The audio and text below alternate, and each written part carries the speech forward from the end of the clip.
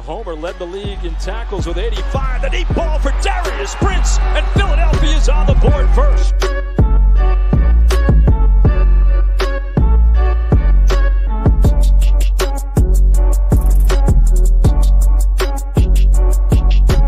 On the draw, this is Bryson Allen. And Allen weaving his way all the way down to the 22. 10-yard line, 5. Mayfield, Dancy, all around. Throw as far as he can throw it.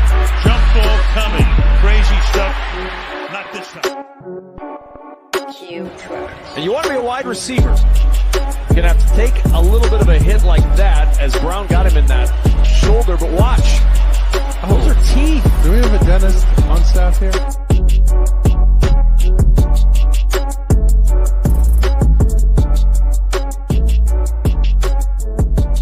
All right, we are back for episode 2 of season 2 of Spring Football Reports, covering the newly merged UFL. We just had week 2 wrap up. We got a couple games left from week 1 to talk about as well. But first, before we get into it, how's everybody doing today? We'll start with Chris down there at the bottom right. Yeah, I'm doing good. Excited to get started. Definitely. Pearce, how you doing, man?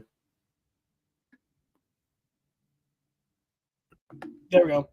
I'm doing pretty good. I just got off work like 40 minutes ago, so I'm pretty dialed in.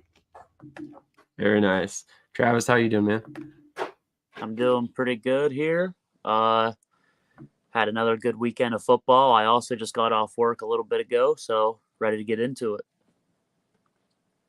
Very nice. Michael, how are you feeling about week 2 and how you doing this morning or this afternoon? I'm great. I did not lose my my eyes to the eclipse, so I can see. I'm good. Other than that, I'm fine, man. I can't complain. That's for sure. There you go. There you go. Everybody who's tuning in, make sure to hit that like button, follow, subscribe wherever you're at. Make sure you follow Pearce Sports Productions as well. He's going to be along with us for the ride in the UFL all season long, much like he was last year. Definitely check out his most recent video. Remind me who you covered last time, Pearce?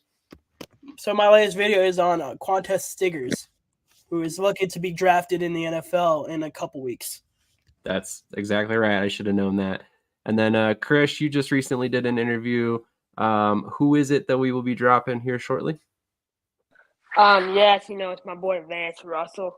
He's an offensive lineman off Lincoln University. I just got him signed to a pro contract today, less than 12 hours after meeting him, but just doing what I do. So, That's awesome. That's awesome. Travis, I know it's been a little while since you've been on the show, but where can people catch the content that you've been able to do so far? Right now, I haven't been putting up a whole lot. I mean, I have some UFC breakdowns on our Spotify. Other than that, mainly just here for Spring Football Reports. Might be coming out with a preview into UFC 300. That's a big card coming up this weekend. So might be able to do a little preview of that here shortly. Chris with the shameless plug is right. Might as well, right? So Michael, obviously, man, you got a lot going on lately. But what do you got in store for us coming up this week? Obviously Wednesday, we're going to be running the LFA, the Spring Showcase. They came back this past weekend. And then Thursday, obviously, for all you fantasy players out there, Dynasty, Campus to Canton, Devi, anything along those lines, we do a show called the Dynasty Academy on Thursday nights at 8 p.m. Eastern. Our show for Spring Showcase is Wednesday at 8:30 p.m. Eastern as well. Obviously, I'm here for Spring Football Reports and whatnot, but I believe we have what's on tap. Summer Showcase coming up in the summer, and yeah, I mean, that's about it right now at this point in time, but I'm doing content all over the place, so. This is true. As you guys all know, if you watch our channel or Pearce's, we have a lot of content between the two of us coming at you guys all the time. So make sure, like I said, subscribe, follow, turn on those notifications so you make sure you catch all the stuff as it comes out. But with all of those plugs out of the way, let's go ahead and get into the actual content for today. Like I said, we have a couple games left from last week to review. We have our schedule set up a little bit weird. We're recording on Saturday nights, so we're in between the half of the game. So we catch 2 reviews, 2 previews, and we give you predictions from the second 2 games that have not played yet for the weekend, and then we go ahead and give you our breakdown on the games that did play. So with that in mind, last week we were able to give you predictions on 2 games, DC versus San Antonio and Memphis versus Houston. And real quick, just wanted to give you guys an idea on the prediction side of things. Michael and Travis both predicted DC would win and Memphis would win. They were correct with Memphis. They were not correct with DC. Aaron picked San Antonio. He was correct. And Pearce also picked Memphis, and he was correct. So in that second 2 games, we were 4-2 as a group. So pretty decent numbers there. And we'll discuss the numbers from the rest of the week 2 games here shortly. Looking back, let's go to Michael first. Was there anything that stuck out to you about those 2 games in particular? The biggest thing was the DC defenders just didn't look ready. For whatever reason, their team just kind of looked out of sorts. I don't know if it's the wide receivers. And it's weird that I say that because they still were able to move the ball. I mean, Jordan Tiamo came out of the week of the leading, passer. The run game was a little suspect, which was something that we didn't expect. But they couldn't finish drives. And San Antonio's defense, buckled down in the red zone where it mattered the most. And we'll talk about DC's woos again in the offensive red zone, and we'll talk about San Antonio's defense actually in the defensive red zone, because I think that's going to start telling a story based upon what we've seen for the first 2 weeks. But that was probably the biggest thing that stuck out. Memphis beating Houston didn't really come as a shock to me. Guantano, you don't really know what to expect from a young rookie starting quarterback, like that. And let's be honest, even though he was in, bounced around practice squads, he's a rookie, getting his first career professional start. So, I think there's some things to build on with Memphis and DC coming out of that week, and we'll talk about that heading into week 2, obviously, as well. But yeah, that was probably the biggest thing that stuck out, was just DC didn't look prepared, or quite as prepared as San Antonio. That's definitely fair. Shout out to the Billings Outlaws that just decided to tune in. We appreciate that. Daddy? Sorry about that. Travis, what were your thoughts on the DC game? Yeah, my biggest thoughts from the DC game was exactly like Michael said. DC looked underprepared, when on the flip side, San Antonio looked like they got a rhythm immediately. It looked like there was chemistry on their offense and on their defense. And they came out, their offense was looking smooth, and DC just had to play catch up pretty much the entire game. They were able to produce on offense, but like Michael said, unable to, produce in the red zone, unable to put points on the board, unable to finish drives. But interestingly enough, for as well as San Antonio looked week 1 against DC, looking like they got into a rhythm immediately, they didn't quite do that this coming week. Absolutely. And it's been kind of interesting. I mean, obviously we know the injury to Abram Smith for DC, that's a big deal. That took an NFL caliber player away from this roster that they were not anticipating on losing that late in the game, and he will not play this season. So it's definitely a rough blow. And that's definitely something that's obviously hindered them quite a bit, actually more so than I expected. Due to the fact some of the guys they brought in were pretty quality backs in that presence. But let's go ahead and move on and talk about the Memphis game. Memphis versus Houston. Let's go ahead and talk to Chris. Chris, you're kind of a Memphis Showboats fan. What did you think about this week 1 performance? Yeah, I felt like we played pretty good. KC, he's a good quarterback. He gets the job done. It's sad watching Houston, watching my boy Toby Johnson be absolutely abused by Houston and Curtis Johnson. I don't think Curtis Johnson is a very good coach. I believe his all-time coaching record is 11-32 at Tulane or something like that. So I don't think he's a great coach. He had so much talent on the defensive end. They just can't get the job done. Our offense is explosive. Sage Surratt and not even our number one receiver. So that says a lot. I feel really good about what we got going. I feel we can be a contender. Obviously, this past week didn't look too good, but I think we lock in. We can definitely be in the championship game. I don't think there's many good coaches in the UFL at all, honestly. I feel like John DeFilippo is one of the best, and he is the best. Other than Bob Stoops and Skip Holtz, those are my top three. But I love John DeFilippo. I'm a huge fan. Ever since I saw the interview that Michael did with him. So, yeah.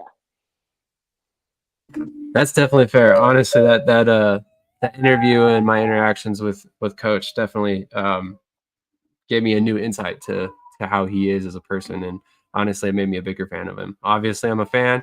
He brought a Super Bowl ring to my favorite NFL team, so always going to root for that guy to succeed. And so far, he's done quite well this season. I know some of us are Washington Commanders fans or Dallas Cowboys fans, but that's okay. Some of us like teams that win Super Bowls. But anyway, Pearce, I know you have some thoughts on the Memphis game. What did you think about this Memphis-Houston game? So, like Sam kind of mentioned, I did have Memphis winning this game.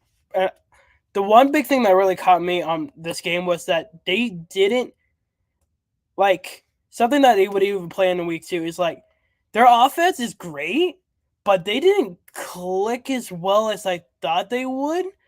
I thought defensively they were pretty sound. Roughnecks, I kind of mentioned it too. They're kind of inconsistent, and they really showed that in that first game.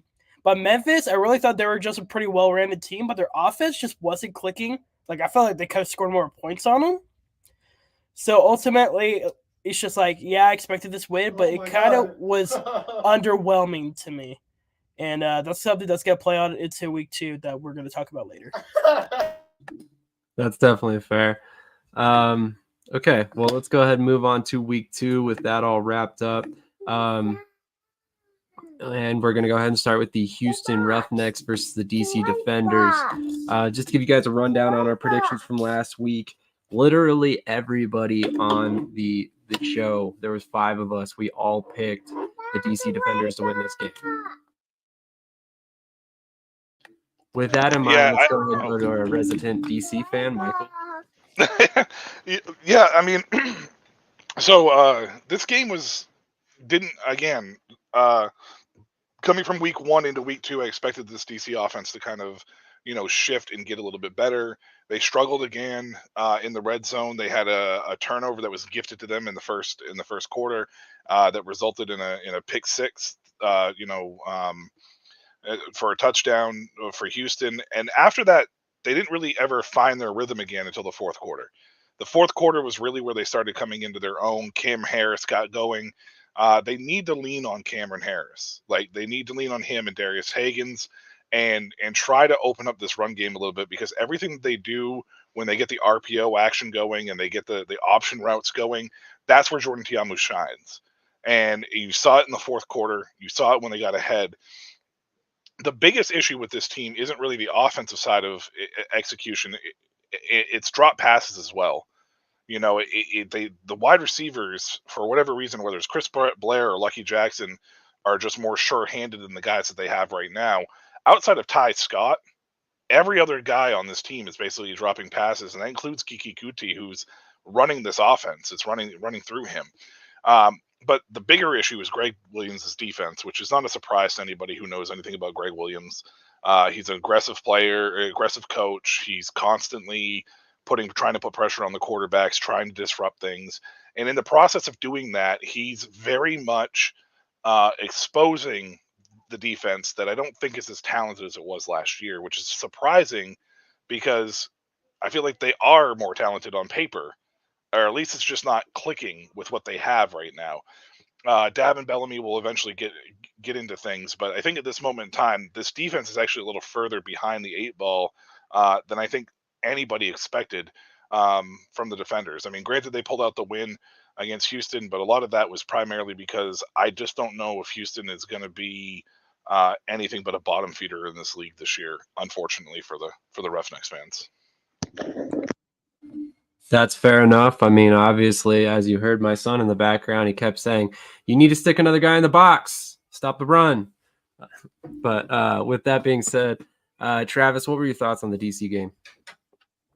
Yeah, I mean, similar to week 1, they can't really find the best groove in the world. They struggle to run the ball early, and the Abram Smith loss is looking more and more significant as the weeks go on. And they need to be better on third down. They couldn't convert a lot of times on third down.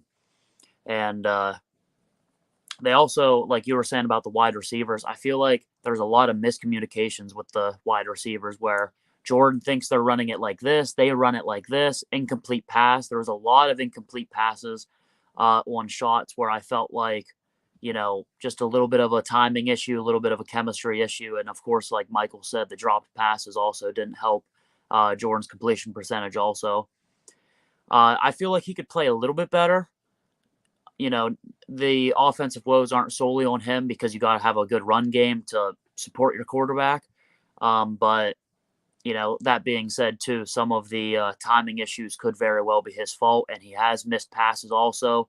The interception, the reason it was a pick six is because he threw it too high and it ended up getting tipped and then intercepted. So that's, even though it hit the receiver's hands, that's still on Te'amu because it was, pretty high and fast. So, but luckily they pulled out the win at the end of the day, and, just hopefully they continue to build chemistry with these wide receivers, and hopefully this defense also finds a better groove, for the system that they run. Agreed. And speaking about Kiki Kuti, hopefully I pronounced that correctly. He was targeted 9 times, only caught 3 passes for 40 yards, had 11 yards after the catch. He also had 1 carry for 2 yards. So, nothing to write home about. And if you look across the board, I think every single receiver except for Ty Scott, as mentioned, and then also Moore McKinney had a dropped pass at some point. Yeah, Kuti, I think, dropped 2, and he dropped 1 on a crucial third down play in the third quarter that probably could have changed the momentum sooner in DC's favor. Luckily, our defense bailed us out, but they got to figure that out because the drops are not helping. And if that means getting Ty Scott more involved and showing what he did at Southwest Missouri State, then it means getting Ty Scott more involved because he's the only one that has had sure hands other than Bradley Moore's obviously fantastic one-handed catch there on the corner. But I mean, he's a tight end, not a wide receiver, so you can't run the offense necessarily through him. This isn't Kansas City, so you gotta get Ty Scott more involved for sure. I will say penalties also has been a little bit of a problem for DC. We saw in week 1, 2 penalties took 2 touchdowns off the board. They had a couple, critical penalties in this game too, just little things that backed them up, made it 3rd and long, or, started them, behind the chains, if you would say, so the penalties are also a little bit of a problem for DC as well. Yes, exactly. 4 penalties for 23 yards in this game. To put that in perspective, Houston had 7 penalties, but only racked up 38 yards of penalty yardage. So, it kind of shows that they're shooting themselves in the foot a little bit at times. We saw that a lot in week 1. That's actually what led to them losing because of those touchdowns being taken off the board. And we also watched that player who was responsible for all of that end up released before week 2. So DC obviously knows they've got room for improvement. And that was one of those situations where they were not going to tolerate a player that was going to, take wins off the board for them or, make bonehead moves like spitting on another guy. That's just something that doesn't belong in the game as a whole. Let's nobody should be doing that. But we are going to back up and go to the game that actually first kicked off the weekend. I had everything arranged backwards here on my notes. I apologize. I'm apparently dyslexic. But with that in mind, we're going to go back to the San Antonio-Memphis game, which ended up being a better game than I was really expecting, to be honest. I thought San Antonio might honestly get beat in this one, but I ended up being wrong. So with that in mind, we're going to go ahead and go to Pearce first. What made you think that San Antonio was going to win this game? Did I pick San Antonio to win? I apologize. You picked Memphis. Travis and Aaron were the 2 that picked San Antonio. That's my mistake. Yeah, so this game was chaotic, but in the best of way. Like, this was a pretty good game. in the fact of just it kept you on your toes. But to say that I was shocked, I was, because both teams did not play the way I did not expect it. Brahma's 3 quarters were bad. Like, people were asking for Dormady. People were over it. Like, Brahmas weren't doing great. Showboats had a perfect opportunity to run away with this game for that entire game as well. But they just weren't clicking. They weren't getting anything done.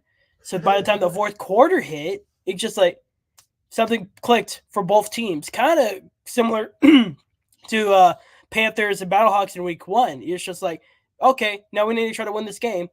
And I just did not expect the Brahmas to come back.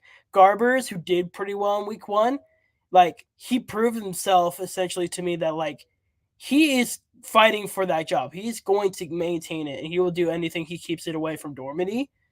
But Dormady's still breathing on his neck. And ultimately, to me, it's just like, this is what the UFL is for, and especially in the early parts, is to keep you from not clicking off watching women's March Madness. Like, oh, nope, this game still has something left in it. So I was shocked just because both teams played absolutely the opposite of how I wanted it. But overall, this was a fun game, and I wish it was the Showboats that won, but we'll take what we can get. Yeah, I apologize about that. Pearce, myself, and Michael all picked Memphis. In Pearce's defense, he actually did not give us a score. So we don't know what he was thinking in terms of ultimately how close the game would be. It ended up being decided by 1 point. I mean, like I said, this ended up being a lot better game than I was expecting. Case Cookus, it seems like no matter what team he is on, he is going to take hits. With that in mind, Krish, I know you're definitely a firm believer that the quarterback play has been subpar in the league so far. What did you think about Cookus's performance, considering the pressure he was seeing all game? I thought he played great. I mean, he missed a couple throws here and there, but he looked good. I do want to say about Dormady breathing on Garber's neck. The only thing Dormady is breathing on is a real job. So he's not gonna be starting anytime soon. I mean, Chase is easily one of the best quarterbacks in the league, in my opinion. I mean, if you watch film doesn't lie, people do. So, I mean, I feel like you have to evaluate positions. You have to be hard. When I talk about quarterback play, I mean, these 8 guys are supposed to be a representation of the league. And right now, the best 8 guys are not on the field. Anyone can see that. There are other guys out there that would come in and take the lead by storm. I don't want to watch game managers. I want to watch playmakers. That's why I watched the South Carolina-Iowa game, over the Roughnecks DC game, right? Because, again, I want to watch playmakers, not game managers. So I feel like they need to do something about that. They need to start giving other guys a chance instead of sticking with the same guys every single week. And then maybe that's just me, but, I think Houston right now should sign DeAndre Johnson, right? I really do. I think he could be a great fit for them. I think they should give Nolan Henderson a chance. I love Nolan Henderson. I loved him when he was at Delaware. I think he's a really talented quarterback. I think he could be explosive for that offense. So you just kind of have to, because I knew, Guantanamo, I think the name is, he wasn't good in college. You look at his numbers, he was an interception machine when he was in college. That's what got him out of Tennessee. So, I mean, I don't know. I think if you know a guy's not going to be good, why put him on the field? That's my whole thing. Michael, I see you very intently rubbing your head there like you've got a lot to say. So have at it, my friend. It's not it's not that I think the quarterbacks have played fantastically, right? But we're talking about quarterbacks that don't see reps. Like, these are quarterbacks that have not had reps, whether it's the NFL level or any other level. They don't have the reps. Spring training or training camp is only like 3 weeks. You're throwing guys to the fire. And for Jarrett Guantano, I am not a huge Guantano. I wasn't a huge Guantano fan in college, but he played at Tennessee when they were coming off a ton of the suspensions. I mean, this program was decimated. There was suspension, not even suspensions. It was I mean, it was suspensions for the team. Like they were losing scholarships because of recruiting violations. Like he held that team together during that time period. Like it's not a situation where it's like he came in there with a loaded team and failed miserably, right? Like it wasn't like one of those things where he was a 4-star, 5-star recruit, had the most talented team around him and failed. He was literally at a time when the program was at its lowest, and he kind of held them together. So I know what Chris is saying as far as the quarterback play. Like, obviously, you want to see better quarterback play, but at the same time, like, you got to give these guys a chance. The reps have not been there. We're only 2 weeks in. It's only a 10-week season. Yeah, you want to make a change because you don't want to fall too far behind, but at the same time, we're talking about a league that wants to sustain and have sustainability, right? Jordan Tiamu, nobody expected Tiamu to come back. I think it was a huge win for the UFL for Tiamu to come back. A guy like Chase Garbers, who may never see the NFL again, I think it's great for a guy like Garbers to play in San Antonio and get a chance to cement himself, right? Like, and he may get a chance, he may get an opportunity, but with the influx of quarterbacks coming in, a lot of these guys are going to have a tough time hanging on somewhere, especially at the QB position. Like, I don't have an issue with the quarterback play. It's going to take some time. It's not like this is like an entire offseason of summer, months to build these quarterbacks and get them reps, right? Like, you have to throw out the best that you have. So my rubbing my head was just basically because we go through this with Chris, I feel like every year with the quarterback situation, no matter where we're at. And it's not that Chris is wrong in the play being off. It's just that Chris is very much the problem with the NFL quarterback side of things in today's day and age, where they want results immediately, and you have to have those results immediately. Like, Chris is called for Bryce Young's head. Like, I'm not a huge Bryce Young fan, but guess what? You got to give this guy a chance to grow. It's the same at the UFL level. You got to give these guys an opportunity and chance to get into the swing of things, because it's the only way that they can get that good. Like, if Patrick Mahomes hadn't sat for a year in Kansas City, would he be the Patrick Mahomes that we all see today? We don't know. Most likely not, right? Because you can't just necessarily throw him to the fire. It's just the way that this quarterback development programs go. And as far as the UFL is concerned, they're behind the 8 ball right now because they're an upstart league. It's going to take time. If you take a look at any of the other alternative leagues, it's very much the similar situation. You can have all the talent in the world, but if you don't have that time and reps, you can't stick. So that's my issue with the quarterback talk that Chris was saying. That's all. That's fair. I will say, in Chris's defense, Garbers has been very impressive. 48 of 65, 73.8% completion rate, 471 total yards of offense, 6 touchdowns, 1 interception. He's been sacked 3 times. So, he is definitely one of the better. Garbers has been great. Yeah, Garbers has been great. Yeah, he's been really good. I mean, yeah, he could have done better for week 2 personally, but week 1 he was pretty great, and then he did end up with that game-winning drive. So I'm not on the train for Garbers just yet, but I know he's one of the better quarterbacks right now for sure. Yeah, well, I mean, have you seen Adrian Martinez throw the football? We'll talk about him. Balloons, we'll talk about yes. it. I got some words on that. Yeah. That's going to be a big conversation coming up here shortly, because all of us have some thoughts on Adrian Martinez. We've talked a lot about it off camera. Now it's time to get it on camera. But speaking of which, let's go ahead and move on to the next game. Can I just say one more thing about Garber, Sam? I'm sorry. Yeah. I mean, he went 29 for 40 for 297 and 3 touchdowns in this game against Memphis. So, I mean, it's not like he played poorly. The offense as a whole in San Antonio looked god-awful for every single minute of the game up until about the last 2 minutes of the game. But overall, he played fairly well. I cannot put the blame on him. But two rushing attempts for 20 yards is the leading rusher. San Antonio has a rush problem. That's the reason why they look so bad.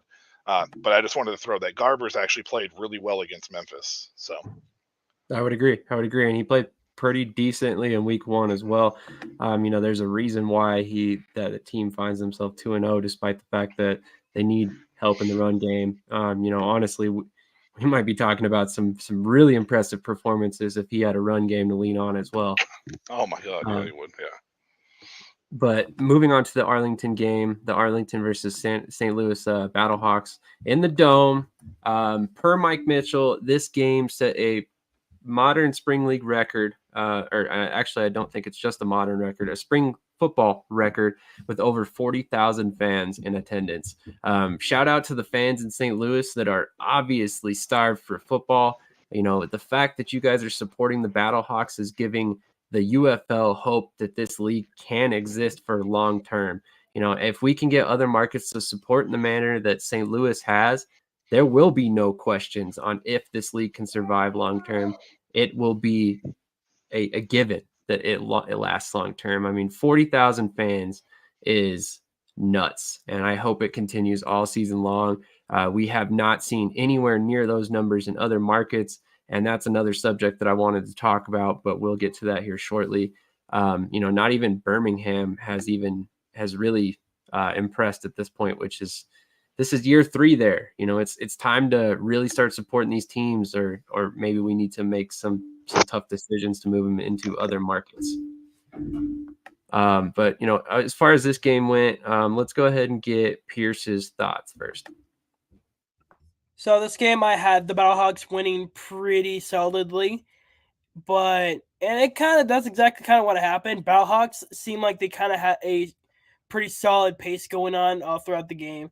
And I think it really did help that they were at the Dome in their home place, like with that big of a crowd. It's just like it seemed like AJ and Coach Beck just knew what to do and knew how to place the crowd. They did like a pretty good job. I think they had the game pretty handily, but I will say Renegades did. I think they played better than they did week 1, but they had a rough schedule. Battlehawks is hard to beat at home. And I think Luis was okay. Like they played well, but it wasn't enough for the Battlehawks, who I think they're gonna check in pretty quickly. And ultimately, you know, just really happy that there was that big of a crowd. And I know you guys were saying like Birmingham hasn't done it yet, but we're going home next week for the next 2 weeks. We're 2-time winners. Like we're gonna pull it off. I think so. Twitter's trying to recruit people. We're gonna be up there. Trust me. I hope so. If I'm not mistaken, Birmingham hasn't topped 15,000 yet, but you can correct me in the comments if I'm wrong about that. I don't recall a game in season 1 that they did. I know they hit some positive. It was over 10,000 multiple times, but I don't know about any higher than Billy that at that point. Travis, what were your thoughts on this game? Yeah, this was a fantastic game. Came down to the wire. The atmosphere in the Dome is electric for the Battlehawks. It's a great market. Like you were saying about the attendance that we're going to get into a little bit. We've seen that all of the XFL teams end up having better attendance than all of the USFL teams, but that's, you know, to be said another time, I suppose. I don't know if any USFL team has cracked 10,000. But DC already did it. Obviously, you know, St. Louis did it. I think San Antonio they did it as well. I think they had 11 or 10,000 or something like that. So, I mean, the USFL teams end up, I don't know if they're in as good of markets or if it's just like we spoke of before about the marketing and the backing of the league that the XFL just has generally more staying power and more body behind it for, you know, the fans. But all in all, I thought this was a great game. It was very competitive. The Battlehawks ended up pulling through. Last-minute field goal. Sent the Dome home happy. Fantastic game. And this is what spring football is all about. Back-and-forth game. Electric atmosphere. You know, coming down to the very end. Agreed. Great game. Ultimately ended up being decided by a field goal late. I did want to shout out both the quarterbacks in this one. If you wanted to see solid spring football quarterback play, this was the game for it. Luis Perez, 21 of 29, 233 yards and a touchdown. AJ McCarron, 19 of 29, 248 and 2 touchdowns. Marcel Aitman had a day, 4 receptions, 114 yards and 2 touchdowns. Mateo Durant also 14 attempts, 104 yards and a touchdown.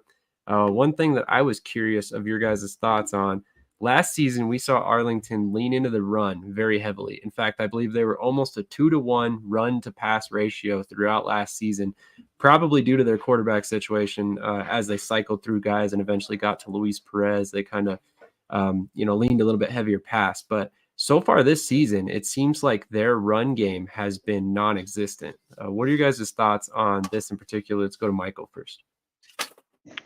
I mean, as far as Arlington's concerned, I think their biggest issue right now at this point in time is I think that they feel they're more talented at wide receiver than they were last year. And I think that they feel like that they're more talented at the quarterback position than they were at the beginning half of the last year. So that run, I'd be very interested in what the splits were pre-Luis Perez and after Luis Perez last year, what the production of the run was for Arlington. I think Arlington played a good game this week. This week, I don't think they played a poor game at all. I mean, Javonte Payton had 5 receptions for 83 yards. Obviously being targeted and used. The run game is probably the biggest issue when it comes to this team because very similar to DC, a lot of what Luis Perez does is based off what they do with the run game.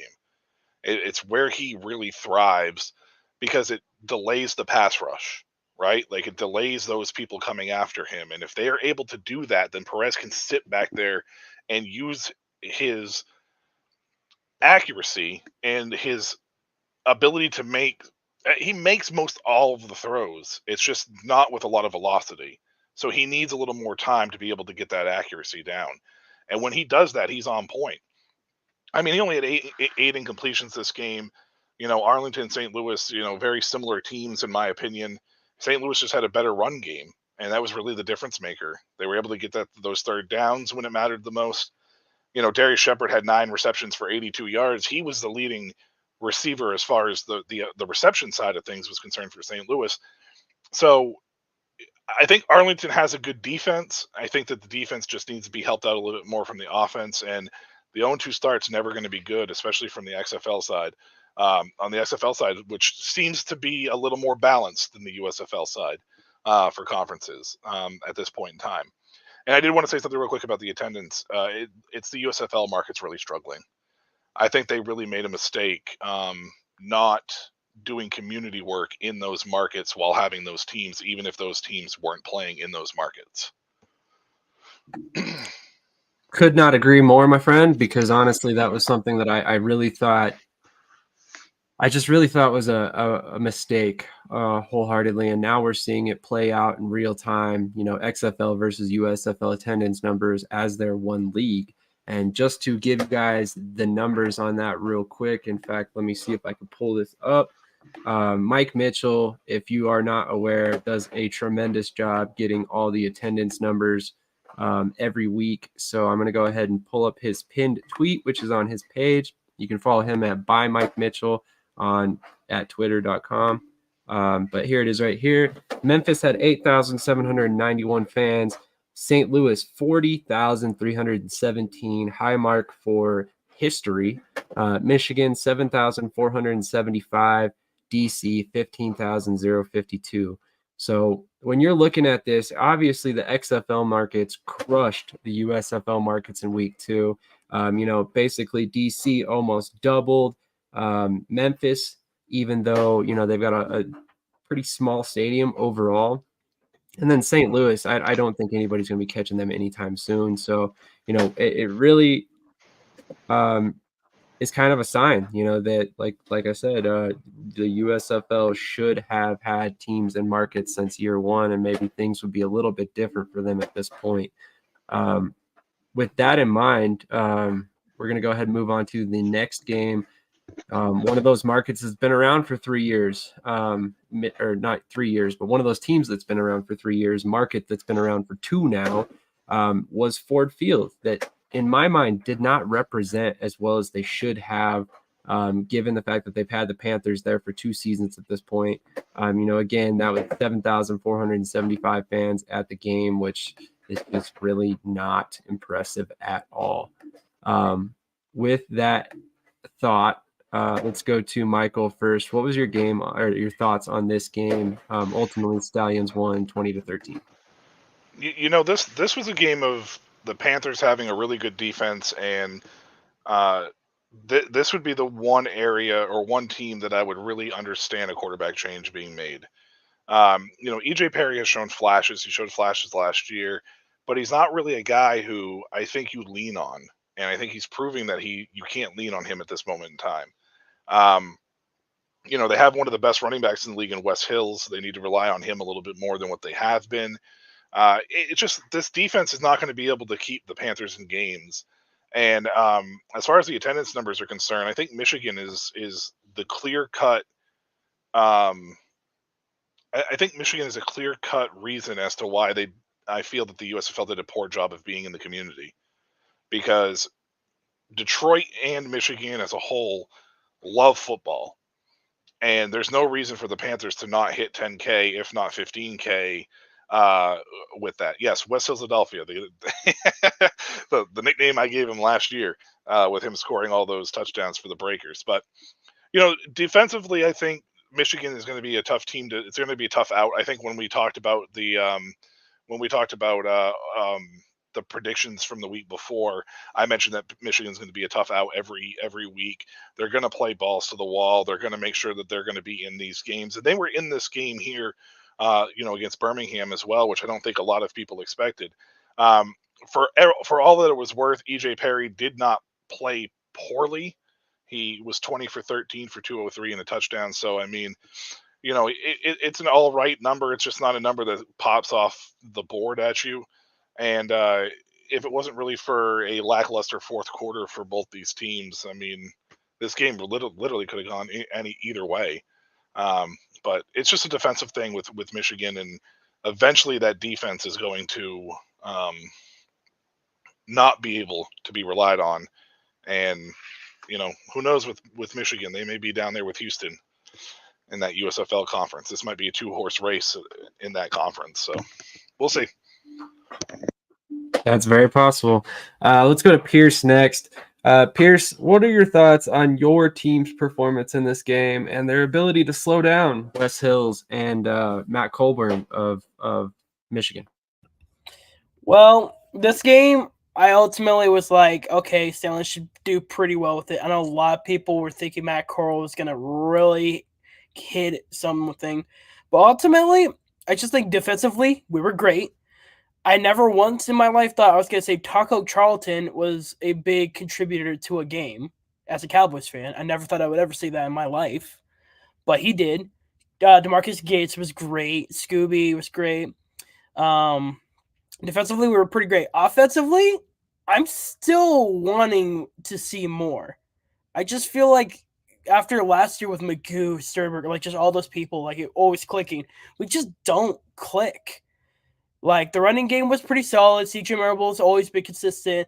Pearce's got some runs. Adrian Martinez had a few big ones. But, like, ultimately, the passing game was, like, non-existent. Like, Sternberg only got 2 targets, didn't record a catch. And, like, the highest guy was, like, what? Deion Kane, Amari Rogers. Like, we really did pass the ball. It was the running game. And between both teams, we both got 1 touchdown and then the rest were field goals. Like, this was like a defensive standstill, and to me, it's like Panthers were bad. I know Michael was saying like they were better, but like their one good play was when Mark Gilbert got burnt for 76 yards. After that, they just didn't go down the field because either our defense would keep them out or penalties or something. They were better defensively. Defensively, yeah, they were pretty good. I will give it that. Offensively, they've shown flashes, but EJ Perry has been terrible. He's been terrible. And then obviously, what we kind of talked about off screen is like they brought in Danny Etling for a drive. And he was about to go a 3rd and out if he didn't fumble the ball on that 3rd down. And then he never saw the field again. So it's like they might be in a crossroads where it's like Perry might be your best option. And they did. They stuck with him. Like, I mean, he did get you a touchdown. But that was like a 1 in a million chance because Gilbert doesn't give those up. Like, he locked up everyone else after that. Almost got a pick 6 later. Like Gilbert, that was just a rare mistake on him. So like for me, the Panthers like offense needs to get something going before other teams get hot, and for the Stallions, offense, it's with the quarterback. I feel like our quarterback is, or quarterbacks, because we were kind of doing this two quarterback system with Matt Corral and Adrian Martinez. And on Twitter, a lot of Birmingham fans are kind of like, well, do we keep rolling with this? Kind of just like, we know what we get with them. Or do we just kind of pick the consistency of Jamar Smith? Because we're all familiar with him. He's the oldest one that's been on the team, and he knows how to run that offense. While these two guys, yes, they're young and they want to see what they got and who's going to stand out, this is going to cost you something. And, I mean, our defense is keeping it to a point where we can kind of get away with two quarterback play, but eventually we're going to go against teams that are good, like show us in week 3. I think it's going to be pretty tough. So, my question to just, like, the Stallions fans and all you guys is, like, do we try to stick with the two quarterback system, see if Martinez or Cole sticks out, or should we try to put Jamar Smith in and see how well he does for a full game? So I just think quarterback, it really needs to be decided before I can feel confident of us not falling apart, like, say, mid-season. All right, let's go to Krish. Krish, I know you started mentioning Adrian Martinez earlier. So what are your thoughts on the Birmingham Stallions quarterback position? Do they continue to roll with the two quarterback position, or scheme, or do they move forward with, perhaps Smith? Adrian, he provides a lot of value, with his mobility. And he comes in and his runs are, they're big plays in the game. He'll burst off 30 yards, huge game-changing jobs for the Stallions. I think Jamar Smith and Adrian Martinez will be a cool combination to maybe try out instead of just going full Jamar, because I wouldn't want to take away Adrian.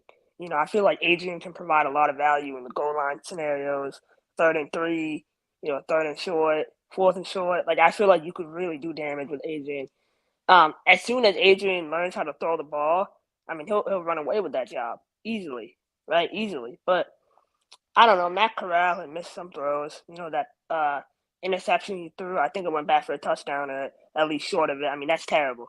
That was a terrible throw. Martinez the week before threw a terrible interception. And for Corral, kind of like what Michael was saying earlier, he's a guy who I give time to. He hasn't played in a football game in over 2 years. This was his second game in 2 years, right? Last season he was in rehab. So, if you think about it, right, he's really come far. So, I don't know. I feel like you need to give him particularly time to develop. But it's interesting. I would give Jamar a chance, though, for sure. Okay. Michael, I'm sure you got some thoughts on this. Who would you roll with if you were Skip Holtz? For me, it's Matt Corral, primarily because even though he played poorly against Michigan, you're talking about a guy who has the potential to be a game changer. I mentioned it leading into the season. I mentioned it after week 1 that if he can get his head on straight and get acclimated to this offense, he could be a game changer for this team. Now, I think Adrian Martinez provides something to this team. The problem that it's going to be is whether or not it's going to be sustainable long term once teams start figuring out the packages and once teams start figuring out the offensive looks that involve Adrian Martinez. If he comes in and they game plan for him, as I said before, game planning for somebody is completely different than just having somebody come in as a backup that you don't expect. Like, you take a look at backups all the time. Matt Flynn came in Green Bay, lit up the world for one game, got a huge contract in Seattle, and then never saw the field, right? Like, just never saw the field. Backup quarterbacks have the advantage when they come in because they are prepared for a team, whereas the defense is not prepared for them. So Adrian Martinez provides a much needed spark for this team, but if you make him the starter, that goes away, in my opinion. So as far as Birmingham is concerned, I think you stick with Corral. and just give him an opportunity and chance, because it's also more likely he comes back next year than it is a guy like Jamar Smith who may want to move on to somewhere else. And Adrian Martinez, if he lights up the world for some reason and has his issues, he may not come back. So it may be better just to let Matt Corral do that and then look long term for him to possibly come back into the NFL next year. Martinez provides a little bit more of what the NFL is looking for at the quarterback position with his legs and his mobility. So he's more likely to stick on to a team, in my opinion, than Corral is. So I say stick with Corral, see what you have, get through the year at least. You're winning games. Your defense is one of the best in the league. I don't think you're in jeopardy of losing, a ton of games in a row with Corral as your starter. And if it does get to that point, then you could pull him for Adrian Martinez, and you still have a stud backup there. Nothing against Jamar at all. It's just that obviously Skip Holtz, who has had Jamar for 2 years, is not seeing something that he sees with Corral and Adrian Martinez through the first 2 weeks in camp. So something is either amiss there. Stick with what you know, stick with what you have, at least for a little bit longer, and, see what happens. Travis, what do you think, man? Yeah, I mean, I share a very similar thought. The one thing that you said, Pearce, that I disagree with is you said about Jamar being more consistent, and I wouldn't really agree with that. We've seen him miss throws. We've seen him throw interceptions. There's a reason that he, especially USFL season 1, why we would see him start games and then Magoo start games, and then, Magoo would get benched, and then Jamar would end up playing a couple games and stuff, just because I don't think Jamar is that consistent. I personally do believe, again, nothing against Jamar, but I personally believe Corral and Martinez are a level above him. And if I had to stick with just one of them, it would be Corral. But what they're doing right now is, perfectly fine. Like Michael said, you're winning games. Corral can be your more game manager, but he is athletic enough to, break out runs and to scramble and to move around, extend plays. But Martinez is also your lightning in a bottle that you can throw in, who does have an arm, who can throw and run. There is a big difference whenever Corral decides to run versus when Martinez decides to run. There is a athletic difference. Not saying Matt Corral is unathletic, because he is in his own right, relatively athletic, and he can extend plays himself. But Martinez is more of lightning in a bottle. And if it's for me, you just have to pick one. It is Matt Corral. But I used to be a big guy who would say if you have 2 quarterbacks, you have no quarterbacks. But I'm, the New Jersey Generals have kind of started steering me away from that back in the days with Luis Perez and DeAndre Johnson. Them winning games, doing the same exact thing. That kind of steered me in a way with spring football. You can sometimes get away with, a similar QB system like this. If you have 2 quarterbacks, you have 1.5 quarterbacks. That's a good point. That's definitely fair. I personally think that we're seeing an interesting situation play out here in Birmingham. I think the whole reason you go with Corral is obviously he's got the highest upside here. So, obviously Skip Holtz thinks that, he can be the guy long term. I think that he ultimately wanted Corral to walk away with his job. But when you watch Adrian Martinez play, there's only a handful of quarterbacks that are as athletic as that guy in any professional league, to be quite honest. So to see him do the things he does when he's brought into the field, he's just electric. He's one of those guys that run-wise might be one of the most talented quarterbacks in the league. But the thing is, like Chris said, he's got accuracy issues. He, a couple times in week 1, I think he was 2 of 6. And a couple of those throws went, sailed over receivers' heads quite a bit. And, Michael touched on this in our week 1 episode that he has a tendency to kind of launch the ball a little bit, which will, carry it over receivers. So, that was something we've seen played out 2 weeks in a row now. I think Corral has done a lot of things that are awesome. I think he's also showed exactly why he was not higher than a 3rd-round pick and why he's not on an NFL roster right now.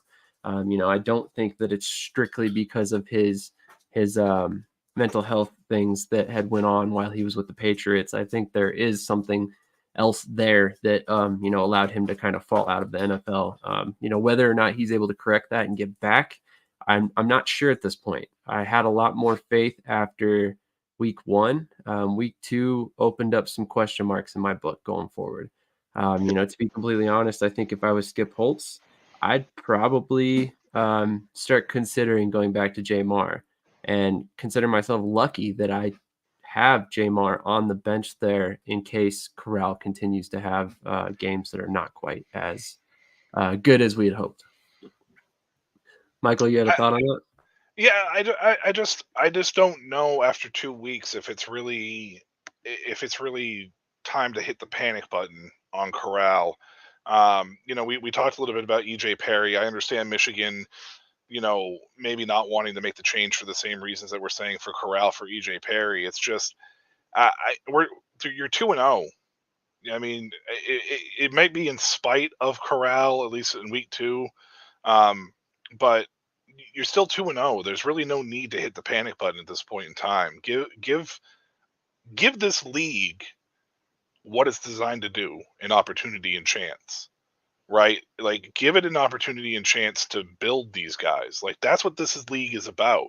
They had Jamar for 2 years, and Jamar was hurt. And then Matt Magoo came in and, or Alex Magoo came in and lit the world on fire and made Jamar obsolete. Like, Jamar may not have ever been the right choice to begin with, right? Like, so I don't know, man. I just don't know if Jamar is really the guy. Like, I know he knows the system. I know he's been with Skip Holtz for a long time. It's just, I feel like we've seen it with him. Give Corral his opportunity and chance. I mean, if you're week 6 and you're suddenly 3-3 because of Matt Corral, you probably don't let it go that far. But I mean, if you get to that point, then yeah, maybe look at it. I just don't think at this point in time, with you being 2-0, let this league develop and do what this league is designed to do, and let Corral have an opportunity, because his story battling the mental health side of things with the Patriots, which is why he left the Patriots, but it's not why he failed in Carolina. But I think his mental health clearly affected his overall play in Carolina and in New England, which led to him, being out of the league. Just give him an opportunity and chance. Show why he was a 3rd-round pick and why he was potentially a 1st-round pick at one point in time, and hopefully he's corrected himself off the field as much as he has on the field. I just don't think after one game and of winning in spite of your quarterback is reason to panic and make a QB change this early. That's just where I'm at with that. Yeah. So, like, I know it's like maybe it's I think it's because maybe it was just Stallions. We were kind of just used to having one quarterback of Magoo or even a Jamar in that case. For me, I'm not too worried about it. It's just like, that's just, for me, I see it as a weakness. I don't see it like that we're losing and it's a panic button. I just see it as like an exposing weakness of people being like, we can kind of figure this out. Like you kind of said with the game planning and all that. It's just like, for me, it's like, I'm not worried about it right now. I just feel like once we lose a game, it's going to hit harder than if we just, don't worry about it. We're oblivious about it. So I don't know if it's just Twitter and like people on Twitter just freaking out because it's like, oh, cross-throwing picks, which that interception in Michigan was pretty bad. And Martinez isn't like throwing touchdowns. It's like, it's Twitter. I just thought it was something curious because I know people did bring it up. But ultimately, I'm not worried about it. It's just as long as we're winning and if they show progress, I'm going to be fine with wherever it goes. This point in time, I'm not questioning Skip Holtz. He's the GOAT. So it's just an interesting concept for me that people on Twitter were just talking about. So that's completely fair. One guy I did want to shout out in this game that for some odd reason hasn't been getting as much love as I think he really deserves for this defensive performance by the Stallions, and that's Carlos Davis, the nose tackle. This guy has 9 tackles, 3 sacks, and 3 tackles for a loss, as well as a forced fumble that was recovered by Stallions in week 1 in 2 games. I've called him out as a key cog in this defense for 2 weeks in my prediction articles or my preview articles, and I knew that he was going to be a very important part of this defense once again this past weekend. And, I was correct. I didn't think he would have the performance that he did, but shout out to him. He's honestly performed better than I expected, and he's risen to the task in back-to-back weeks and shown that he is an NFL player. He belongs in the NFL, and I have no doubt that he'll be in camp next season with somebody.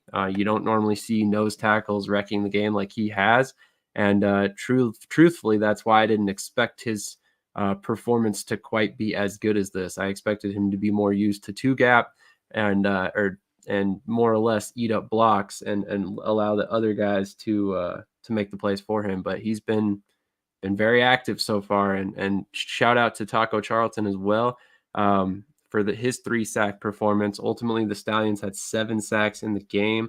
That's actually more than any one player has had in a season for the Stallions in 2 years. So just an interesting situation as they have kind of rebuilt their defensive line so far. But moving on to the final game, as we kind of got sidetracked there a little bit with the quarterback talk.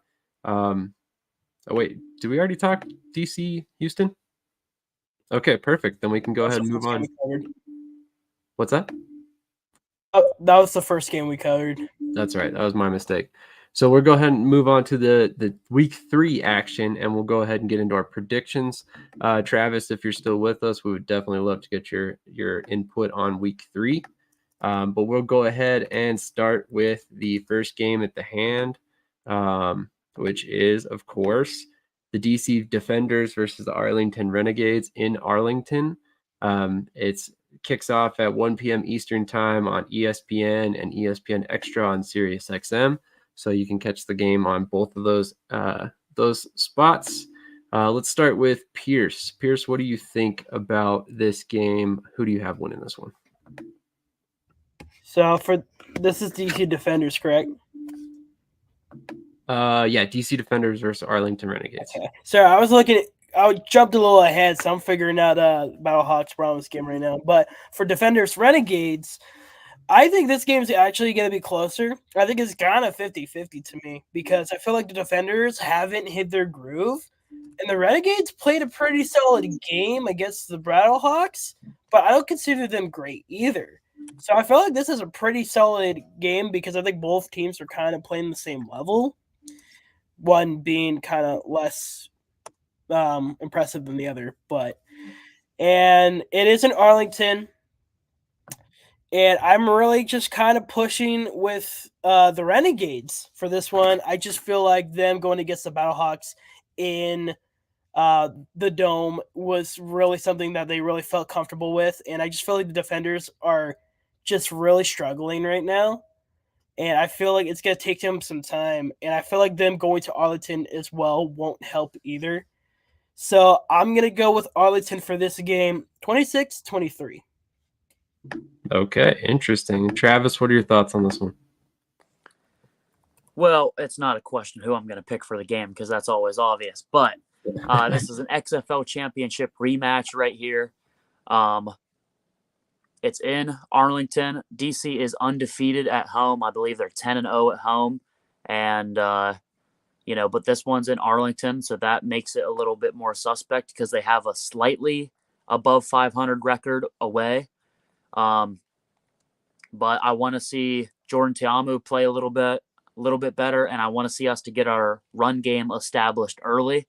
I think it's going to be very competitive, and I think it's going to run the trend that we've seen the other games run with it coming down to the very end, it coming down to the wire. I'm going to go with a score for DC of 21-18. All right. We think it's going to be a close game so far. Michael, what are your thoughts on this one? This is a revenge narrative game for DC. The championship game last year, they have a chip on their shoulder. They're on the road, and we've heard all about how the road record is not as impressive as the home record.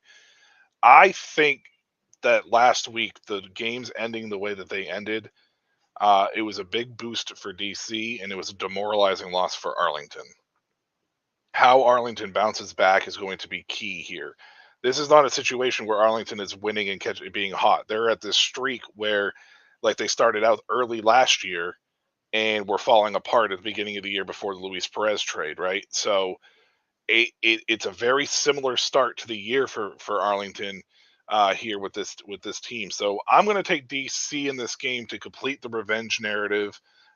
It's not going to be pretty, probably. It's going to probably be a fairly ugly game across the board for the most part, at least for 3 quarters or so. But I think DC is going to win this game 23-20. All right. Again, another 3-point difference. So every one of us so far has it being a 3-point game. So I'm going to actually stick with that trend. Ironically, I'm going to have them score a little bit more points. I'm saying 27-24 Arlington. I've been impressed by how Arlington's played. They do need to get that run game going to help their quarterbacks out. But I do like the fact that we saw a little bit of Lindsey Scott involved. I think that's huge. I do think that he's going to add an element to that offense, much like Adrian Martinez adds to Birmingham, a little bit of that run threat to keep defenses on their toes. And that can be just enough to keep, safeties from coming down in the box and stopping the run and forcing Luis Perez to beat them deep, which is not something that really plays into his game plan. So it's going to be an interesting game. I think DC has everything they need on defense to go ahead and win this game. So it would not shock me to see DC win this, but I'm going to go ahead and go with Arlington this week. But moving on to the second game of the weekend, we have the Memphis Showboats versus the Birmingham Stallions. This game kicks off at 7 p.m. Eastern. It's found on Fox and Fox Sports on SiriusXM. And then also this is Birmingham Stallions' first home game of the season. So as Pearce alluded to this earlier, we get to see if Birmingham's attendance numbers climb at all in season 3 with the new UFL here. I have to be honest, I hate to say it, but I do not anticipate it. But Pearce, you have a couple reasons why you do. Why don't you go ahead and give us those and then give us your thoughts on the game? Well, I just feel like, at least for marketing, I feel like it's going to get a little raised up. I think one thing I haven't seen it from other teams, but that could just be because I don't follow those teams. It's like they're pretty big in their community in Birmingham. They're always doing stuff. Like during the off season, like there would be events around, and they would show up, have a little tent. I think they are just gradually building a community market there, and I think the market is going to constantly grow. So is it going to boom like 40,000? No. Is it going to be better than probably every year as we keep going? Yes. So I won't anticipate a huge increase, but I do expect it to be higher than usual. In regards to the game, I think Stallions, I'm just going to say, is like they're going to continually get better on offense. It could go out like kind of the same because Memphis defense is pretty good, but we also did pretty well against Michigan's defense, and we won that game. So I'm not worried about their defense as much as I would think. It's mainly just the offense. Like, my hope is they do get gradually better, and even if they don't, it's kind of the same what we got from Michigan. We've won that game too. So ultimately, I just feel like we're in the stock and trend up for Stallions, and we're at home. Pretty easy one for me. I'm going with Birmingham 26-17. All right, 26-17. Van asked what attendance numbers in Birmingham from 22 and 23. I just saw the highest number was about 17,000, and that was, I believe, the opening day in 2022. So since then, they have not hit that number. I believe they've been around 11,000. Don't quote me on that. Trying to find the numbers as we continue talking. Give me real quick your score again. I apologize. My score was 26-17 Birmingham. And then I did try to look it up. I think some people it ranged from like 8,000 to like 15,000. So I don't know. I think it just really depends on the opponents probably. And who it's hard in that game. It's hard with those USFL numbers because they weren't released. That's true. That's very true. Funny how the information only comes out if it helps sometimes. So, we'll go ahead and move on to Travis. Travis, what are your thoughts on the Birmingham game this upcoming week? I mean, I think as far as I'm concerned right now, until Birmingham plays DC and I have to biasly pick DC, I'm going to stick with Birmingham here to beat the Showboats. I think Case Cookus gets hit way too much. I think this D line is too good, to be taking those hits. He's going to be under pressure a lot. I think it's going to start off really close, but I think Birmingham's going to run away with it by the end, and it's going to be 24-13. 24-13. All right, that's interesting. Both of you guys have them winning by over 9 points, or by 9 points. So that's definitely going to be interesting to see exactly how this game plays out. Michael, what are your thoughts?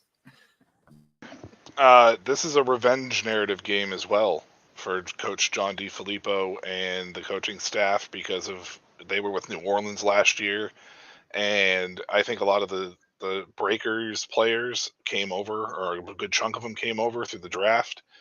I'm taking Memphis in this game. It is not going to be I don't think Birmingham is going to lose because of the quarterback situation. I think that they are going to lose because I think that Coach DeFilippo is going to realize his mistakes from last year and focus on it and work on it here. I think Jonathan Adams could be a difference maker. It will come down to this offensive line versus defensive line.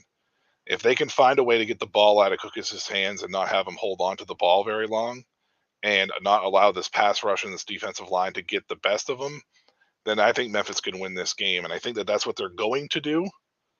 But it's not going to be pretty. It's going to be a very tough fought game, and it's going to be close. I think it's going to be a lot closer than people realize.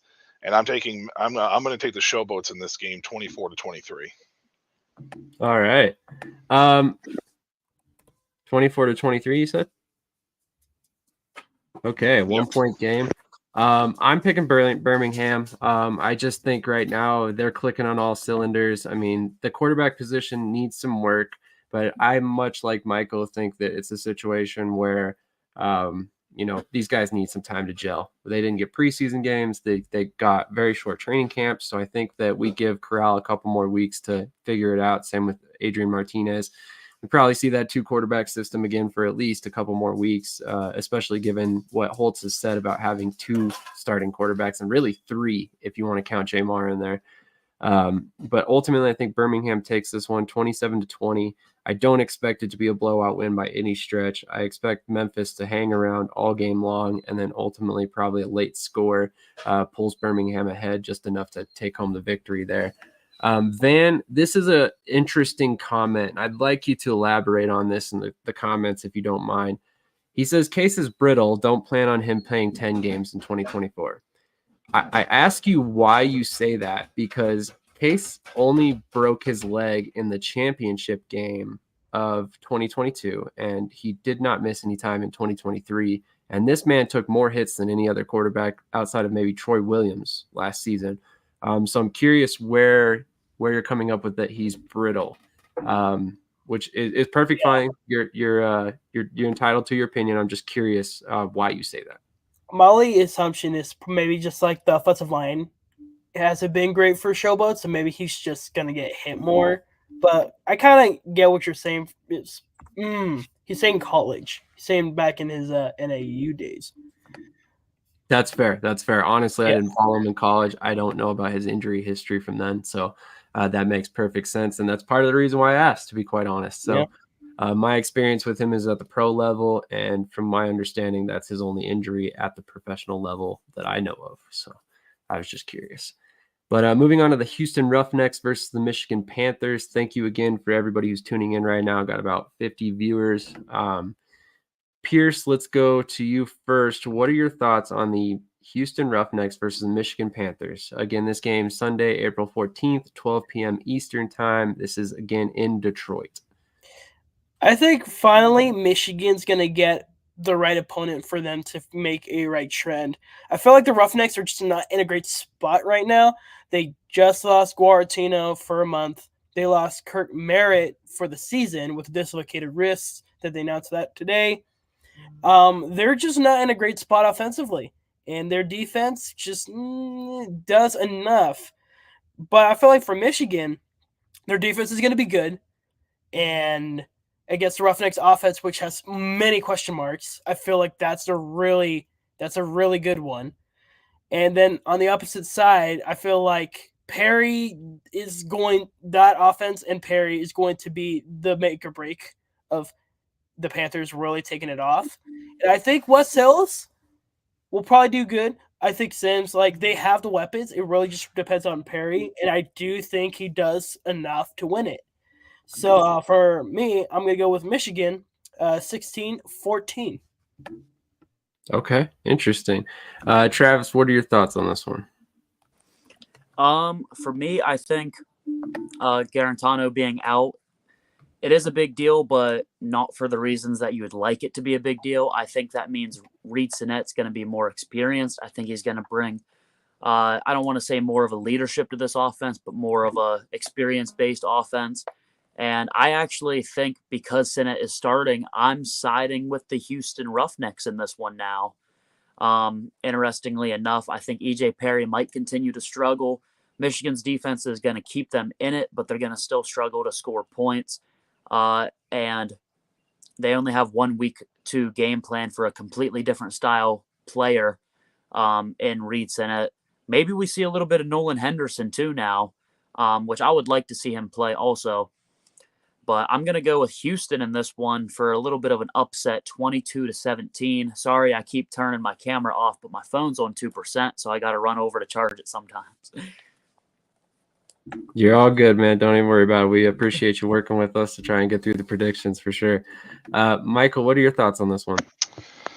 Yeah, I'm the opposite here. I think Reed Sinnett starting and getting an opportunity and chance to have a team prepare for him for 8 days, 7 days, whatever it may be, is not good for him. He's learning a new system as well in Houston. It's not the same coaching staff. It's not the same, team that he played for last year. He looked good last week when he came in relief, but I talk about the backup quarterbacks all the time. When you come in, it's much different because you don't have a defense preparing for you. And this Michigan defense is no joke. They showed it last week against Birmingham, which, we all expect Birmingham to kind of roll.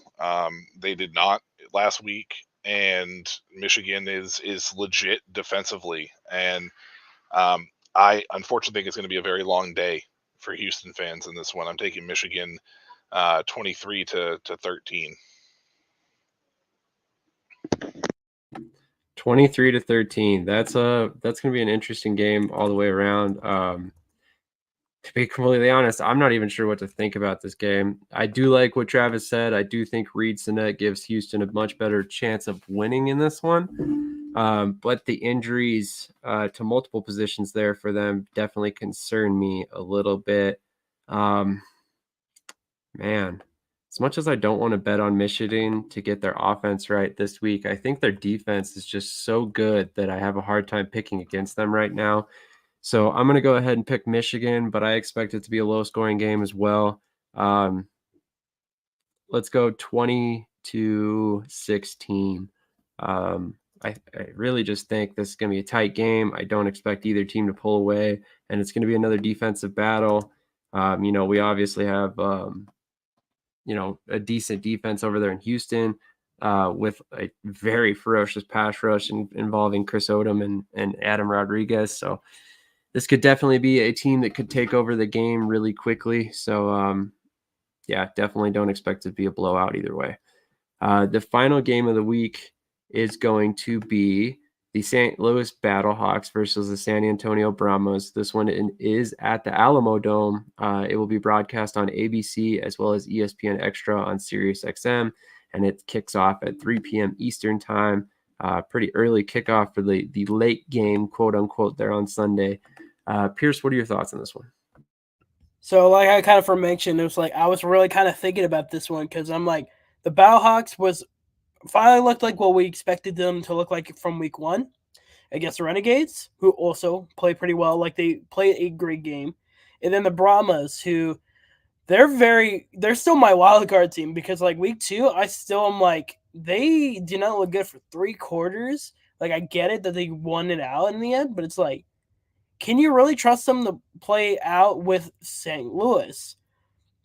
And I think Arbors will have a better game.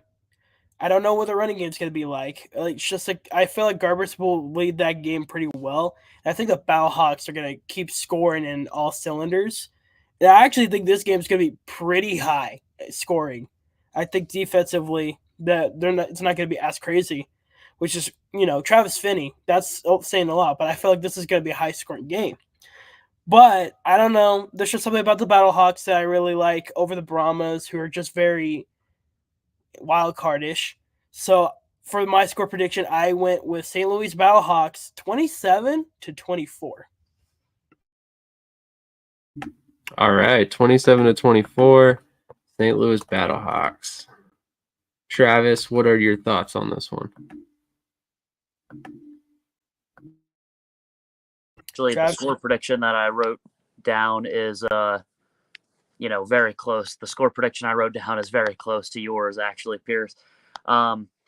It's a huge game for the standings. Battlehawks 1-1, San Antonio 2-0. So already a huge game for the standings. I wonder what the betting lines are going to be. I tried to pull them up before we came on, but the betting lines aren't out yet. I bet you the Battlehawks might be a slight favorite, and that's who I'm going to actually side with here. I think it's going to be high scoring, just like Pearce said. It's going to be a back and forth battle, but the poise of A.J. McCarron and the electric wide receiving core they have, and they have a solid run game to go with it too. But like I said, high scoring affair here, 27-23 in favor of the Battlehawks. Definitely a very similar score there. Kind of funny, but it'd be interesting to see exactly how that one pans out. Michael, what are your thoughts on this one? So San Antonio proved last week why the NFL needs to adopt this 4th and 12 rule for the onside kick replacement. They proved that last week. They need to do that. And then it's followed up today by Pearce predicting the exact same score that St. Louis won by last week. So, I mean, it is what it is. No, basically, just two little tidbits of information there. The biggest thing that I have with this game is Chase Garbers is really definitely showing up that he is he's a budding star in this league, right? We see it every year. Somebody comes out of nowhere, kind of starts making things, out of nowhere, boom, there they are. Now we're talking about them a lot. Garbers is that guy this year for San Antonio. When it comes to St. Louis, though, they're experienced, and being in the Alamo Dome, I don't think is going to affect them because they come from the Dome in St. Louis. So I don't think that that's really going to affect any type of home field. They're just going to go to a silent count, most likely. I wouldn't be surprised if San Antonio was close to 20K here, though, for this game. Like I'll be honest with you, I would not be surprised. 2-0, their team's winning. I was tempted to take San Antonio in this game, but they really did not look good for 3 3/4 of a game. It was really more of a 2-minute drill that kind of against a very tired Memphis defense that allowed them to win that game last week. I think St. Louis is in a much different spot, and I don't think St. Louis suffers a collapse like that. So I think St. Louis is going to win this game probably. I'm going to say 26-21. I think San Antonio is back into the trying to get that 4th and 12. It's just not going to be successful this time. So I'm taking 3 road teams, by the way. Interesting. And what was your score? I'm sorry. 26-21. 26-21. St. Louis. Interesting. Okay. Well, I'm actually going the opposite direction. I think San Antonio is going to win this one. I've been impressed with how Garbers has played. I've been impressed with their offense as a whole. I think, like I said, if they can get their run game going, which I think ultimately will start moving here shortly because of the threat of the pass with them, that they ultimately will develop a pretty nice little offensive system down there. And it's probably due to AJ Smith, the offensive coordinator, who I'm a big fan of. So definitely interested to see how this one plays out. I do not expect them to walk away with this victory or anything like that. And I could see it being very high scoring. I've got 35-27 San Antonio. I expect San Antonio to be very, very supportive of their team. And in fact, let me pull this up real quick for you guys. This is how the attendance looks so far. And granted, we still have several days to go before the game. But here it is. On Ticketmaster, tickets are, first of all, very cheap. Only $15.50 on Ticketmaster. So definitely go check that out if you want to catch a game. But it looks like this lower bowl is primarily full. It's hard to say exactly how many fans that would be, but it's going to be interesting to see exactly where it sits by the end of this week. I could definitely see it being in the 20,000 number for sure. San Antonio did 24,000, I want to say, for the championship game. Yeah. And San Antonio is one of those that's very, it's similar to DC. It's not a huge arena, that sits hundreds of thousands of people. As long as they get a certain, a certain percentage, I think that the league will be happy. And I fully expect San Antonio to turn out this year. They have a much different team, and it's better than what it was last year. So I think they'll turn out. I would agree. That is definitely the quarterback play is dramatically better this season for sure. That was a big problem for San Antonio last season as they basically cycled through, what I want to say, 5 different quarterbacks. Kurt Benkert, Paxton Lynch, Jawan Pass got in there for a minute, Reed Sinnett, and then I'm blanking the other guy's name. Man, there was one other guy. Jawan Pass? Got Pass. Talking about last year? Yeah, Pass, Sinnett, Kurt Benkert, and then Paxton Lynch. Jack Cohen? Did he make Jack Cohen. There you go. Thank you. Jack Cohen, yeah. So there we go. I mean, 5 quarterbacks last season. So far, it looks like Garber's been the best of any quarterback to suit up for the Brahmas so far. So if he can continue that, I think San Antonio's on the right track, which I was hesitant to say how good they would be this season. They seemed the most active this offseason when it came to picking up LOI guys and stuff like that.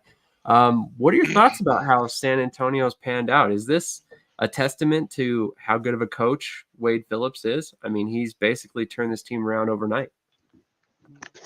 I think it's hard to really gauge the turnaround portion of this because the team is, I think San Antonio, I think we talked about, is one of the most turned over teams from the year before, and I think that a lot of that's also a lot of Houston XFL Roughnecks coming to town too, who played with Wade last year to kind of level that out. I mean, when you lose 8 teams and you're picking the best of the best from those 8 teams, it kind of levels the playing field across the board. I think that's the reason why we're seeing close games. I think that's why we're not seeing blowouts and runaways this year, and that's why I think that it's a situation where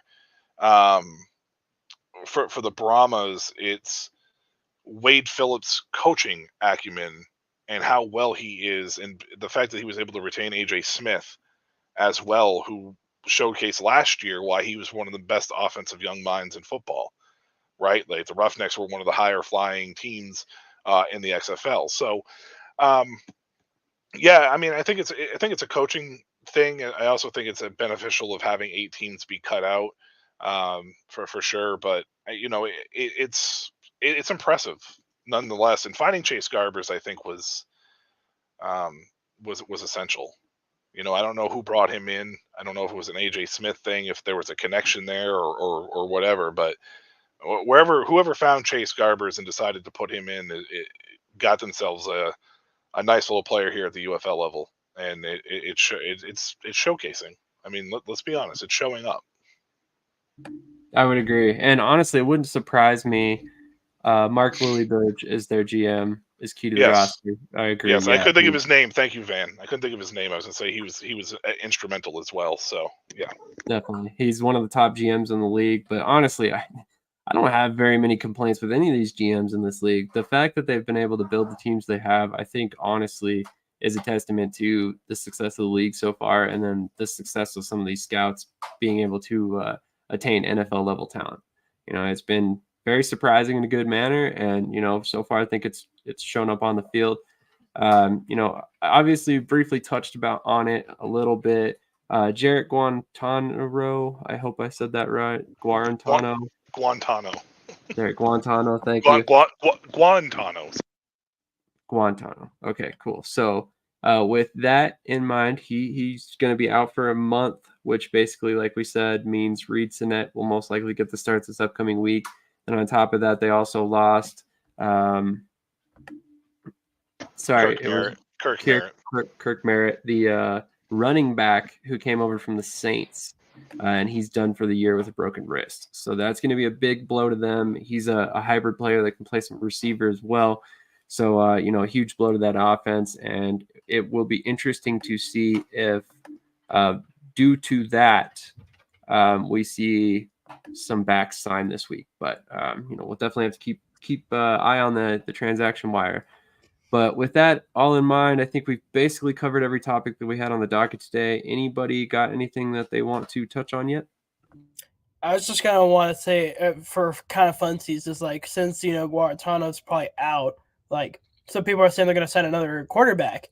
Who do you think would fit with Houston with all the free agent quarterbacks that are around? That's a good question. They could revisit Kenji Bahar. Is he anywhere right now? No, he's not. But I did not like him back with the Gamblers personally. I don't know if he's that good, but they definitely can because he's got some experience with that team. Exactly. Yeah. That was my thought. You also got, I think Montel Cozart was there for a little bit. He's still on the market currently. Terry Wilson, who was behind Wilson. Exactly. So that's at least 3 quarterbacks right there. And honestly, you got to consider the fact that that's the San Antonio Brahma staff. So maybe we see a guy like Benkert. Although I don't think he's really interested to playing right now. Like, he's kind of in a weird spot. I think you're right. I think he's done. But an interesting one that Chris kind of brought up is like DeAndre Johnson. Like, that dude is still up there, and he was looking to possibly being like the main starter for the Generals before the merger came out. So I wonder if he ever gets a chance to be on a roster this year. I would agree. Van Hurst says Frost from Seattle Dragons would be a decent pick. Frost actually signed with a CFL team. Do you remember who it was, Michael?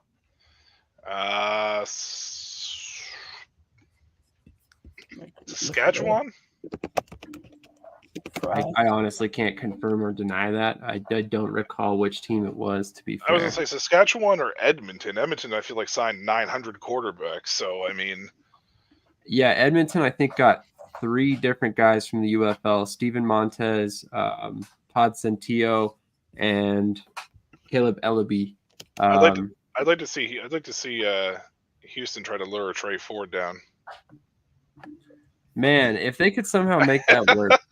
I know he's technically a Canadian citizen, but if he could get dual citizenship or something like that, yeah, I would love to see him in the UFL. And again, I know that's a long shot, but I am such a huge fan of that kid, and he's just not getting the chance in Edmonton that I feel he deserves.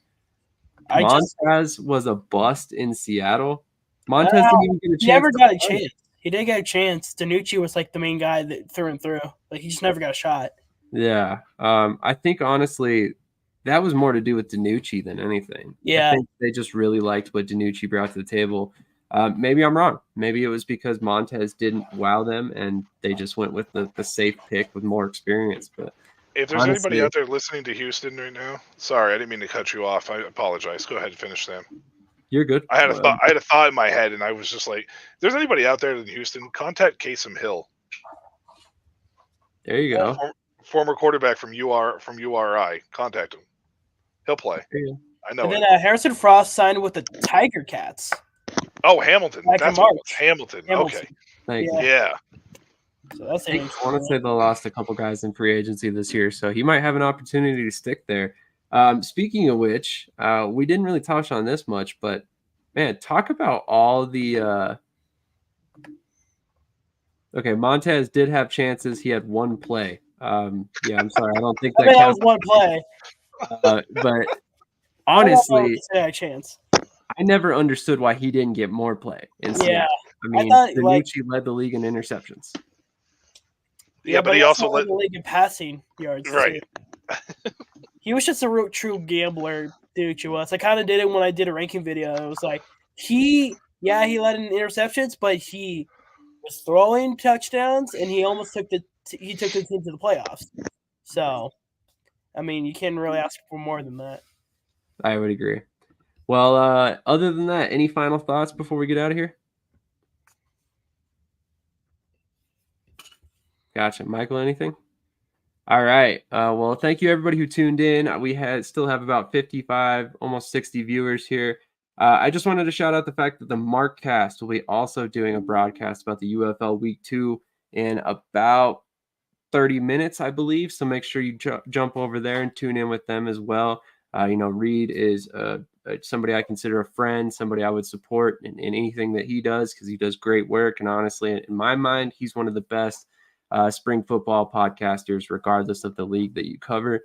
And I would definitely say his platform has grown to something that's should be considered one of the biggest platforms at that. So shout out to him, and make sure you go over and tune into his episode. Make sure you subscribe to Shady Sports Network, Pearce Sports Productions, and the Markcast as well. Thank you, Van Hurst, for tuning in and giving us all your comments. Thank you to random Facebook user who also commented, but we didn't see your name. That was me. Oh, was it? Okay, Yeah. gotcha. All right, thank you. Thank you, Charles Laverty, for also tuning in. I know you're more of an AFL fan, but hey, man, we appreciate the love for the UFL as well. Spring football needs the support to survive. So if you're out there, make sure you're buying the merch, you're going to games, you're watching on TV. Make them know that we want this league to survive, and that's the only way it's going to last long term. So with that all being said, hit that like button, comment, subscribe, and we'll catch you guys on the next episode. I do want to say one more thing, and I think that for anybody who is a supporter of spring football, that would include indoor and arena as well. I think it all covers it across the board, and I think that a league like the UFL actually benefits leagues like the IFL and the AFL. So if you support one, support all three of them, and then that way we can have three spring legitimate options at a high level. There's two others, obviously, in the NAL and AIF, but they're a little, they got some work to do. But those three leagues primarily, if you support one, support all three, and really give these players a chance and opportunity to show that, hey, there's options to continue playing your football career, and there are legitimate options. So by all means, I just wanted to throw that out there. Spring, it's a win for spring football as a whole. So Agreed. As you guys all know, we're huge supporters of the indoor scene as well. So definitely make sure you check out our next episode of Around the Indoor Football World, which will be next Saturday at 8 a.m. Eastern. We cover IFL, AIF, and NAL in that show, and then we also have the UFL covered, the LFA, the CFL. Basically, if it's football related, tune in. You're going to catch it here. And we will catch you guys later on this week with many more episodes to come. I'm a game changer.